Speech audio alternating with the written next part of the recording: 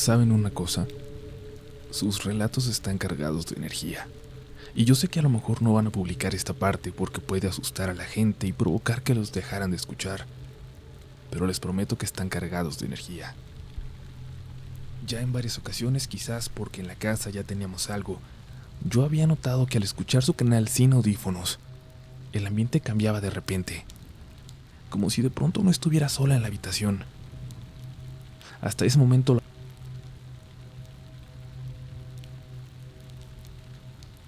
vimos el radio, pero no fue así. Estoy segura que llegué a escuchar voces que inicialmente pensé que eran parte de sus efectos y ambientación. Voces de lo que en realidad vivía en esta casa. Mi hermana asegura haber sentido cosas similares, pero al ver determinadas películas de terror, películas pesadas, densas, ya se imaginarán como cuáles. Yo sabía que mi hermana se ponía de nervios cada que veía películas de terror, pero la verdad es parte de nuestra educación. Siempre las pusimos desde niñas para relajarnos, aunque no lo crean, para pensar en otra cosa, para olvidarnos de nuestros problemas y concentrarnos en una descarga de miedo inmediata e inofensiva. Por eso continuamos viéndolas o escuchando historias, a pesar de lo que vivíamos en la casa. Picar con esto. Mi hermana siempre se terminaba durmiendo conmigo aquellas noches de películas. Les digo, nunca fue miedosa, pero ahora todo parecía intensificarse. Una de esas noches la escuché viendo El Exorcista. Sí, así de loca era ella. Y luego escuché cómo apagó todo en la sala. Mi papá estaba dormido desde hace un rato, y la verdad yo estaba más dormida que despierta. Por lo que escuché, dejó su vaso en la cocina y luego vino caminando hacia mi cuarto. La puerta estaba entreabierta. Se metió entre mis cobijas y se puso detrás de mí. Me pegó con la rodilla en la espalda, siempre lo hacía. Y entonces se escuchó algo en la cocina. Algo andaba ahí, como moviendo las cosas. No era la primera vez que lo escuchaba, pero no dejaba de aterrarme. Le pregunté a mi hermana si ella lo había escuchado, pero no me contestó. Supuse que ya se había quedado dormida. Y yo empecé a escuchar con más atención. Lo que estaba en la cocina caminó de nuevo hacia la sala, o en esa dirección. Luego regresó a la cocina. Incluso pude escuchar el clic del interruptor de la luz. Estaba muerta de miedo. Y entonces escuché la puerta del microondas y luego cómo lo encendían. Y tardé una fracción de segundo en darme cuenta de lo que en realidad pasaba. Mi hermana estaba en la cocina y había algo acostado conmigo en la cama. Seguía sintiendo esa rodilla encajándose en mi espalda. Me levanté disparada hacia la puerta. Les juro que nunca había sentido tanto miedo, que nunca me había sentido tan vulnerable. Y fue entonces cuando, llorando en la cocina, con mi hermana, en shock, con mi padre despierto por los gritos, supimos que esa era nuestra realidad, que teníamos que luchar o aprender a vivir con eso, pues ya sabíamos que no importaba dónde fuéramos huyendo, algo siempre nos iba a seguir. Solo quien haya pasado por algo así nos podrá entender. A veces parece hasta divertida la idea de contar que hay fantasmas en tu casa, que algo se aparece, pero es muy, muy diferente cuando estas presencias saben de la existencia de los vivos, cuando han llegado aquí a través de una herramienta como la tabla, cuando su objetivo es provocarte, provocar tu miedo, cuando se alimentan de eso. Entonces, tener algo, una presencia en casa se vuelve, de verdad, una condena, una tortura. Y a lo largo de mi vida yo solo he encontrado a otra persona que vivió algo así y que logró deshacerse de ello. Mi amiga, con aquella con la que jugué la primera vez, era la única que aguantaba estar un rato en casa. Ella me dijo que teníamos que deshacernos de la tabla, aunque me hubieran dicho que no era prudente. Así caminamos hasta Álvaro Obregón, Y luego anduvimos por el camellón, caminando por ahí, observando a la gente, envidiando sus vidas normales, sus vidas sin demonios. Había una señora que evidentemente vivía ahí en la calle, en esa banca tal vez, y yo de verdad no puedo sentirme más mal conmigo misma por lo que hice. La señora tenía una bolsa con sus cosas detrás de la banca donde estaba sentada, y yo dejé la tabla junto a ella, esperando que no se diera cuenta. Lo logré y la señora se quedó hablando sola mientras yo me alejaba con lágrimas en los ojos. Nunca me había sentido tan llena de culpa, y yo sé que cualquier persona que escuche esta parte de la historia me va a culpar. Pero les pido que por un momento entiendan que estaba buscando medidas desesperadas para salvar a mi familia. Caminamos hasta el Parque Río de Janeiro, que estaba de camino a mi casa. Yo sé que de ese parque se dicen muchas cosas. Yo sé que se habla de la casa de las brujas, pero yo nunca había sentido nada raro hasta esa ocasión. No eran aún ni las 10 de la noche y el parque parecía estar desierto. Todas las personas que salen a pasear a sus perros cada noche parecían haber decidido no hacerlo. No había un alma en todo el lugar. Nos sentamos un momento. Mi amiga tenía que seguir un poco más adelante, a la glorieta de Insurgentes.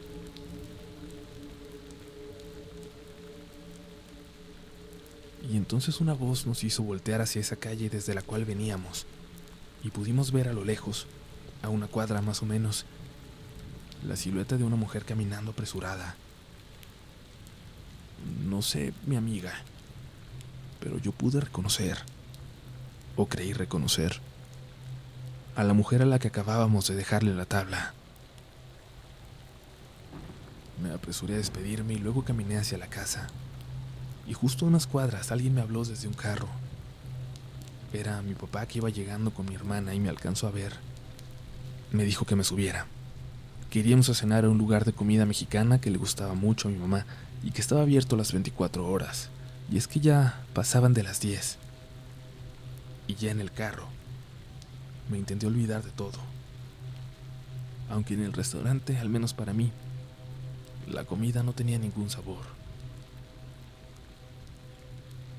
No dejaba de pensar en lo que había hecho, en que quizás acababa de pasarle una maldición horrible que yo me había ganado a alguien más, a una mente perturbada e inocente. Por fin terminamos de cenar y emprendimos el retorno a casa. Avanzábamos por la avenida Cuauhtémoc y yo creía ver sombras, siluetas observándonos, mirando el paso del carro en cada rincón oscuro. Cuando nos acercábamos a la casa, la vi. En la puerta hacia nuestro departamento estaba esa mujer de la calle a la que yo acababa de condenar, y miraba el carro. Parecía mirarme específicamente a mí, o al menos así lo sentía. Le pedí a mi papá que no parara. Le inventé que fuéramos a la calle de Álvaro Obregón, que tenía ganas de algo más, que no había disfrutado la cena, necesitaba un café, un chocolate o algo así. Y mi papá, quizás entendiendo que siempre estábamos buscando pretextos para no estar en casa, aceptó sin necesidad de que le dijera nada más.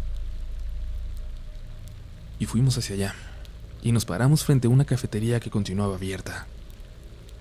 Buscamos una mesa sola en un rincón y ordenamos café. Les dije que iría al baño, pero en una oportunidad salí del restaurante y corrí 2 cuadras hasta llegar a ella. Y ahí estaba todavía la mujer en la banca, con la mirada perdida y hablando sola como hace unas horas. Ni siquiera había notado la tabla junto a sus cosas. La tomé, la escondí en mi mochila como pude. Le pedí perdón y corrí de vuelta a la cafetería. Por fortuna mi papá no notó nada, aunque mi hermana no dejaba de verme pidiéndome una explicación con la mirada. La culpa me comenzaba a jugar malas pasadas. Yo estaba segura de haber visto a esta mujer siguiéndonos, de haberla visto frente a la casa, pero ella jamás se movió de ahí. Me cuestionaba qué tanto era cierto entonces y qué tanto mi mente estaba jugándome bromas macabras. Unos 15 minutos después, ya estábamos dirigiéndonos de vuelta a casa, y al dejarnos en la puerta para ir a estacionar el carro un poco adelante, mi papá dijo algo que me dio escalofríos. Cuidado con la loca que estaba aquí en la puerta hace rato. Había una mujer en realidad. Una mujer que se veía como aquella indigente a la que había intentado condenar. Y no era mi imaginación, pero no sabía qué pensar. Menos días después, cuando pude verla dentro de la casa. Cuando mi hermana me dijo que la vio sentada en la sala una de las noches cuando se levantó al baño. Y aquí le pido a alguien, a quien sea, a quien la tenga, una explicación. ¿Cómo es posible ver el fantasma de una persona que está viva? De una señora en la calle que me encontraba de vez en cuando y me aterraba. Me aterraba quizás más que todas las cosas que vi en esa casa hasta entonces. Escondí esa tabla en los lugares más recónditos de la casa y al final siempre estaba donde mismo al volver. Siempre en ese primer lugar donde la jugué. Y aunque nadie lo crea, eso, que se me moviera de lugar, era lo menos increíble para mí de todo lo que estaba ocurriendo. Mi hermana me convenció de hablar con un padre y así lo hicimos. Él es otro de los testigos al que pueden ir y preguntarle sobre lo ocurrido, pues aún hoy oficia misas allí. La primera vez que fuimos me observó con recelo cuando le platiqué todo. Evidentemente no me creía, no nos creía. Lo podía notar, pero sí le preocupaba que tuviéramos una tabla de esas en casa. Así que accedió a que la lleváramos y se la dejáramos allí. Él se encargaría de destruirla si era necesario. Era obvio que el sacerdote vio nuestros semblantes de terror y aunque no nos conocía, porque jamás acudíamos a la iglesia, iba a intentar ayudarnos. Se la llevamos esa misma tarde, cuando oscurecía. Tuvimos que tocar, pues ya había cerrado sus puertas, aunque había algunas personas afuera, en la placita frente a la iglesia. Dentro reinaba un silencio absoluto. Nos abrió una señora y nos pidió que esperáramos al padre. Nos dio la bolsa, como si ya supiera que íbamos, y ella, a diferencia del padre, que nos hablaba con condescendencia, como si fuéramos unas chiquillas asustadizas, ella nos miraba con precaución. Y al dar media vuelta para ir a buscar al sacerdote, se detuvo. Se detuvo y miró hacia arriba, hacia una especie de balcón ahí dentro de la iglesia. Luego dio unos cuantos pasos. Salió, cruzó unas cuantas palabras con ella en voz baja, y luego miró hacia el balcón. Duró unos cuantos segundos observando, y luego se dirigió hacia nosotros. Y así sin más nos pidió que saliéramos de ahí. Nos pidió amablemente que nos lleváramos la bolsa, la tabla con nosotras. No nos dijo que no regresáramos ni nada, pero sabíamos que se había ido nuestra probabilidad de que él nos ayudara. Antes de que yo pudiera decirle algo, mi hermana se dio media vuelta sin despedirse y me jaló del brazo. Ella dice que desde que entramos en ese balcón había un niño mirándonos, pero que no era un niño normal, sino algo cubierto por completo de negro, como si alguien le hubiera pintado la piel por completo. Yo la verdad sí recuerdo haber visto algo, pero era más bien una figura, como una figura de plástico.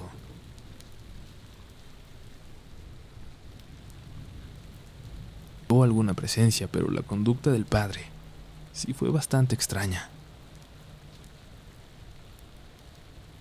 Y aquí tengo que llegar a una de las partes más dolorosas para mí de compartir, porque incluyen a mi mamá. Pero sé, de verdad sé que lo que vi no era ella. Ahora ya hasta dudo que haya sido ella, en algún momento, la que habló conmigo a través de la tabla. Y es que una tarde, apenas oscureciendo, yo vi a mi mamá caminar por el techo. Por nuestro techo, por la parte de adentro, de cabeza, como si el techo fuera el piso para ella. Mi hermana estaba en su cuarto, mi papá por llegar. Era una tarde cualquiera. Había habido sol y de repente vi eso.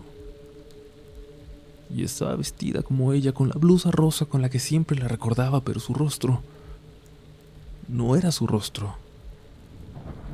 Su rostro estaba descompuesto. Eran solo tirones de piel y sangre y yo sé que no era ella. Sé que lo que vi era un truco para asustarme más, para que me doliera más. Y es que ese demonio que había salido por la tabla, se alimentaba precisamente de nuestro dolor, de la tristeza. Me daba miedo lo que podría hacer para seguirnosla provocando. Le grité a mi hermana para que saliera, pero ella no la vio.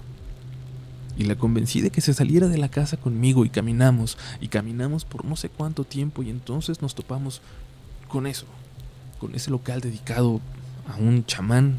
Es la única forma de decirle porque así se describe, que es la cosa más extraña del mundo para encontrarse incluso en una colonia tan hipster como la Roma. Pero fue esta persona la primera que nos ayudó realmente. Entramos como si estuviéramos curioseando en su tienda y enseguida se acercó, diciendo que sabía que no íbamos a comprar, que cómo nos podía ayudar. Y apenas le explicaba, me interrumpió y nos citó para la mañana siguiente, y nos dijo que no iba a cobrarnos, que vivía de la tienda, pero que no iba a cobrar un peso por lo que estaba a punto de hacer, y que cualquier persona que ofreciera su ayuda a cambio de dinero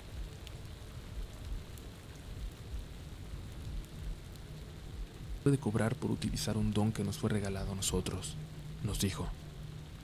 Y esto se los cuento yo solo como advertencia para que jamás vayan a confiar en alguien que les pida dinero por una ayuda en situaciones de este tipo. Lo llevamos a la casa y pasó cantando algo extraño por todas las habitaciones, por cada rincón, con unas velas muy olorosas que llevaba. Dejó quemando inciensos y nos dijo que tendría que llevar a cabo un ritual, que llevaría horas, toda una noche. Y luego lo difícil fue convencer a mi papá de que aceptara. Y es que por alguna razón seguía negándose a aceptar que nos estaba ocurriendo todo esto. Quería fingir que todo era normal, que a muchas familias les toca lidiar con espantos en algún momento. Él jamás había pensado algo así, ni creía en nada. Pero ahora era más fuerte su necesidad de incredulidad que las fuerzas que le quedaban para buscar una solución. Y es que su incredulidad forzada, era quizás la única esperanza de cordura que le quedaba. No iba a dejar que nada de eso ocurriera en la casa, nada que, según él, pudiera empeorar todavía más la situación. Pero al día siguiente, cuando llegué de la escuela, me encontré al señor, al chamán, platicando con mi papá en la puerta de la casa. Y habían estado platicando un buen rato por lo que pude saber. Y no sé qué tanto habrá dicho, qué razones o qué tan convincente fue en su tono, pero al final convenció a mi papá. Aunque no quería que nosotras estuviéramos presentes. Y aunque yo sentía la evidente responsabilidad en todo esto, acepté porque estaba segura de que era necesario. Pasaron varios días para que pudiéramos hacer este último intento, pero el chamán me había dejado instrucciones. Me había dicho cosas que tendría que hacer mientras tanto. Y entre estas, incluían volver a utilizar la tabla. Decirle ciertas cosas en particular. Provocarla. Decía que lo que fuera que la habitara tendría que descubrirse. Tenía que sentirse fuerte, todopoderosa. De alguna forma yo sabía que eso, lo que salió a través de la tabla, ya había habitado la casa. Y es que ya había atormentado a mi madre. Y supongo que la tabla, a final de cuentas, Solo abrió el portal para que pudiera salir, por completo, en toda su forma. Y el día siguiente intenté jugar, pero no hubo respuesta. Lo intenté en la noche, aunque me dijeron que no lo hiciera, y nada. De hecho, hasta las apariciones, los sonidos, las presencias, desaparecieron por varios días. Y yo, de alguna manera, comencé a pensar que tal vez todo había quedado atrás, que el ritual no sería necesario. Volví a dejar la tabla en el armario, y aunque no recibí respuesta, hice lo que el chamán me había pedido. Le envié un mensaje haciéndoselo saber, y me dijo que faltaba poco para intentar la limpia. Así lo llamaba. Y aquí debo aclarar que aunque para nosotros era una historia de terror, el chamán lo seguía viendo como muchos de los casos que a él ya le había tocado tratar. Llegó por fin la fecha y el señor acudió a hacer su trabajo. Solo estaba mi papá. Nosotros nos quedamos con una amiga de mi hermana. Dice mi papá que lo sorprendió la tranquilidad con la que se llevó a cabo todo. Escucharon voces, hubo un frío que llenó la casa y malos olores, pero no era nada que no hubiéramos experimentado mucho peor anteriormente.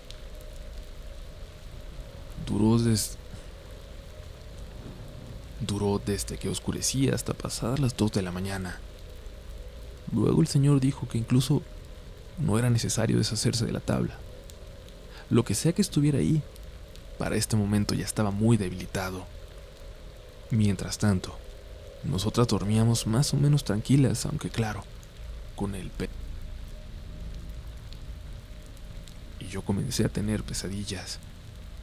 Yo estaba durmiendo en un cuarto sola, mientras mi hermana se durmió con su amiga. Y comencé a tener pesadillas. Yo escuchaba como si hubiera alguien conmigo. En mi sueño, había alguien en ese armario frente a mí. En casa, mi papá le decía al chamán que de todas formas sentía que teníamos que destruir la ouija, pero este le respondió que no era adecuado, que no era conveniente, pero que él se la podía llevar y conservarla si eso lo dejaba más tranquilo. Y accedió.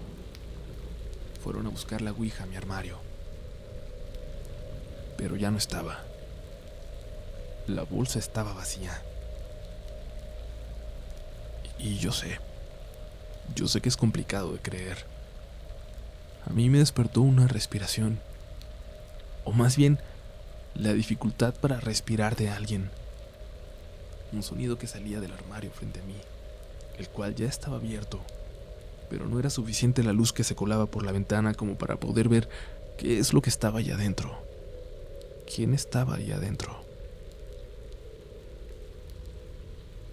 Y luego escuché a mi hermana llamándome asustada desde la habitación de al lado. Cuando salí del shock, corrí con ella para ver qué ocurría, y vi que la ouija estaba en su mochila. Y sé que yo no la puse ahí, y estoy completamente segura de que mi hermana tampoco lo hizo. La mamá de mi amiga despertó y salió para ver por qué había tanto escándalo y el frío. Ese frío que de repente llenaba nuestra casa. Se había apoderado también de ese lugar. Allá también, siguiéndonos. Dormimos todas en la sala. Estoy completamente segura de que todas lo sentimos. Incluso la mamá de mi amiga. Había alguien más en esa casa con nosotras. Tuvimos que buscar nuevamente al chamán y llevó a cabo otro ritual para el cual le pidió a mi papá que no hubiera nadie en la casa. Incluso pidió que lo acompañaran varias personas, al parecer que trabajaban también con esas energías. Y lo llevaron a cabo durante 2 noches. Y luego nos recibió el chamán en nuestra casa esa mañana. Y la casa se sentía fría, pero de alguna manera el ambiente ya no era tan horrible como antes, cuando podía sentir cómo te aplastaba por dentro. Dijo que no había podido hacer más, pero que la casa ahora tenía una protección. Lo que fuera que estaba de este lado no podía regresar, Al menos él no tenía la capacidad de controlarlo, pero nos dio a todos objetos para protegernos y prendió una hierba que hacía que la casa oliera muy raro. Y teníamos que prenderla todas las 7 noches siguientes y después, cada que sintiéramos que esta presencia se hacía más fuerte. Nos recomendó deshacernos de la tabla, pero él no podía quedársela. Aunque quizás, según dijo, quizás las personas que nos la habían vendido podían aceptarla de nuevo si les pagábamos la cantidad. Quién sabe cuánto mal ha causado, dijo. Logré contactar a estas personas después de muchos intentos y me citaron de nuevo en ese andén del metro Panteones. Entonces, sucedió algo muy raro. Otra cosa rara en esta historia. Acudí con mi hermana a llevar la tabla, también el dinero que nos habían pedido. Mucho, mucho más que lo que me había costado comprarla. Esta vez, nosotras fuimos las primeras en llegar. Esperamos varios minutos. Era un domingo bastante tarde y el lugar ya estaba vacío. Y entonces noté a este hombre llegando en uno de los trenes. Le hice una seña con la mano, pero las puertas se abrieron y él no se bajó. Ni siquiera se levantó de su asiento. Las puertas se volvieron a cerrar y él tan solo bajó su mirada mientras el tren se alejaba. Pero lo extraño es que sentado a un lado de él, de espaldas, estaba un hombre muy alto, muy alto y muy similar a aquella visión que tenía semanas sin aparecerse en la casa. El tren se fue y se llevó las respuestas. No volvieron a contestar mis llamados o mensajes. Las cosas en casa fueron raras después. De repente veíamos sombras, figuras borrosas, pero ya no como antes, con toda claridad, como si fueran personas. De hecho, quizás fue nuestra vecina la única que siguió viendo cosas así, nítidas.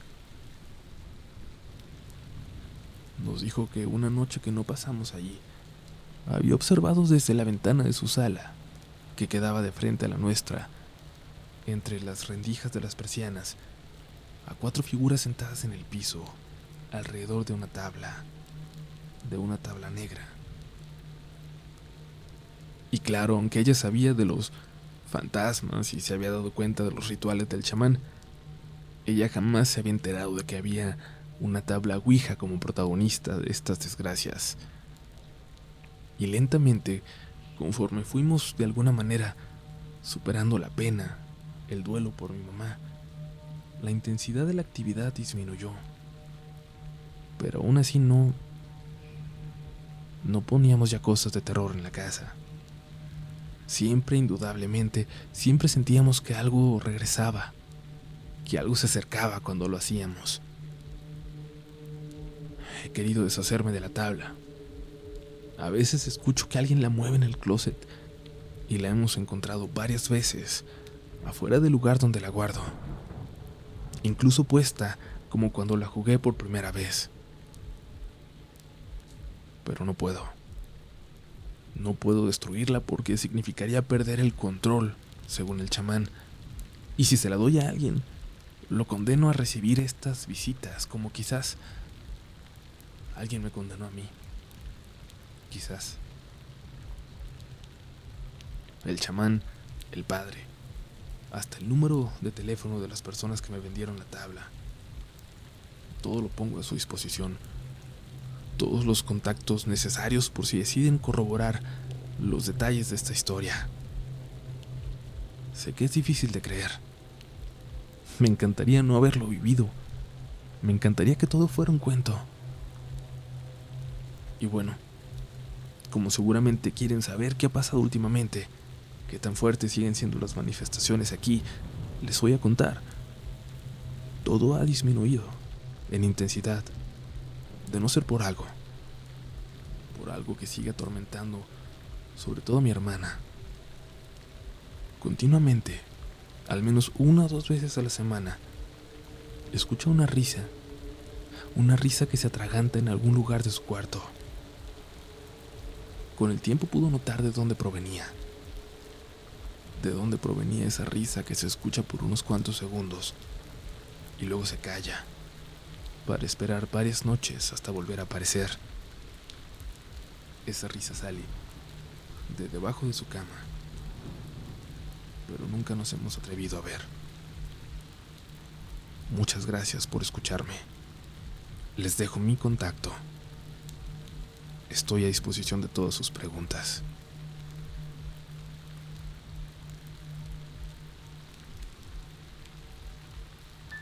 Esta fue la historia, comunidad, y primero que nada quiero pedirles que no se vayan a sugestionar. Todo lo que nos puede hacer daño depende de que nosotros creamos en ello. Y yo he tenido esta tabla durante años ya y nunca ha pasado nada paranormal aquí, en su casa, nada que yo haya notado al menos, pero sí tendría algo que contarles. Me dieron la tabla y la actividad en esa casa fue desapareciendo poco a poco y ahora se supone, según lo que me dicen, no pasa de voces que se escuchan platicar, ya entra la noche, no pasa de esa risa que se escucha en el cuarto de una de las chicas, y aún así me pidieron no compartir esta historia por un tiempo para poner a prueba esa paz que parecía haberles llegado. Cuando me la hicieron llegar, llevé la tabla al trabajo y allí estuvo varios días y mis compañeros estaban curiosos por ella, y alguna vez que se fue la luz y no podíamos trabajar, decidimos atrevernos a platicar con ella. De nuevo, les repito, yo creo que estas cosas no te afectan si no crees en ellas, si no le tienes miedo, y por eso lo hicimos, por eso lo hice. Aunque estoy seguro que muchos van a pensar que fue algo muy imprudente. Le preguntamos por los diversos fantasmas que se asegura rondan esa casona en la calle de Medellín donde trabajaba. Yo ya había jugado en varias ocasiones anteriores con varias tablas y jamás se había movido, ni solo ni acompañado. Y en esta ocasión se movió. Nos habló de varias entidades que habitaban la casa, entre ellas una niña, la que había podido ver y escuchar llorar una compañera. También habló de uno de los antiguos habitantes del lugar, atrapado en el segundo piso, de un hombre que habitó la zona antes de que se establecieran las primeras casas de la colonia Roma, y por último, de una entidad maligna, que era la única que podía recorrer los 4 pisos de la casa y el jardín, y que podía hacerse pasar por la niña. Ustedes pensarán, y con mucha razón, que esto puede ser sugestión, que no hay muchas razones para creerlo, pero hubo un detalle que yo, como escéptico, tenía que preguntar. Ante la sospecha de que alguno de los compañeros pudiera estar manipulando la tabla, le pregunté si la electricidad regresaría en los siguientes 5 minutos. La respuesta fue sí, y segundos después, una impresora que estaba detrás de nosotros, de la nada, se prendió. Se prendió durante unos segundos y luego se apagó. Y seguíamos sin luz como en toda la cuadra. Eso es lo único que yo tendría para contar, y es algo que algunos de ustedes ya habrán escuchado porque lo conté en el podcast de El Último Pasillo, y precisamente uno de los conductores que está conmigo ahí era uno de los compañeros presentes en aquella tarde de juegos. Yo solo les voy a repetir que no se sugestionen, y que si alguien tiene un objeto, una muñeca que se le mueva, algo que sientan que reúne energías paranormales, me lo pueden hacer llegar. Con gusto vamos a experimentar con él, y quizás va a pasar como en esta ocasión, que liberó algo en esa casa y por aquí no ha pasado nada y no se mueve y no se sale del lugar en el que la tengo. Cuídense mucho, diviértanse, asústense, pero no se sugestionen. Evidentemente la autora del relato ya nos dio la autorización para compartir su historia, pero no la va a escuchar, por salud mental y para no arriesgar la paz que ha alcanzado en estos últimos años. Esto fue Relatos de la Noche.